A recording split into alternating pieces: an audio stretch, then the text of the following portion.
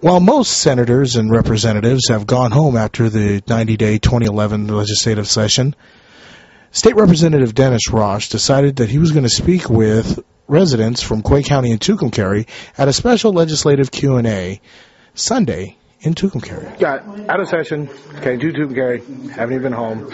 What was the main purpose behind that? Just to inform the public on what happened? Well, absolutely. You know, the nature of a democracy is that folks have to be able to participate in the process. So they need to have access to their elected representatives during the process and then after to find out what happened and ask questions about what laws were implemented that are going to affect everyday people. And so despite what you hear sometimes on the news of there's no money in the state, there's $5.4 billion in revenue expected in Santa Fe this year. And this budget spends every cent of it. That's sort of what happens is if we send money to Santa Fe out of our pockets, they're going to spend it. I'll tell you, this budget was not one that was super popular. In fact, it passed 35 to 34 out of the House. So it wasn't a resounding victory, but I'll tell you why it wasn't a very popular. It wasn't popular with me. I voted against it. The reason I voted against this budget is it actually cuts education. And as an educator, you can look in Article 12, Section 1 of the state constitution that says education must be funded. In fact, it says it right there. A fully funded system sufficient for the education of all students must be established and maintained.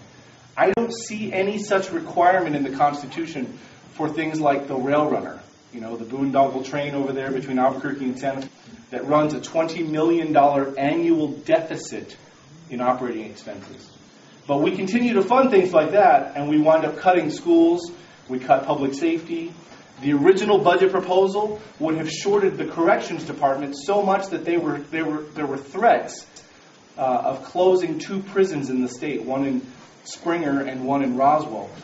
Fortunately, we were able to, through the amendment process, get additional money in there so we didn't have to shut places like that down and let criminals out on the street. Local residents were pleased at the response that Representative Roch gave to their questions. So, what do you think about Representative Roch coming out day after session, not even getting home? Like I said there, you know, we really appreciate him, the job he's doing, and it's great. You know, I think he still kind of claims Tucumcari at home. Because you notice the bottom of that article he had, Dennis Roch, Tucumcari. So, but we really appreciate him coming out here, and while it's fresh, coming in and letting us know and taking all the questions and giving some good answers. He's a good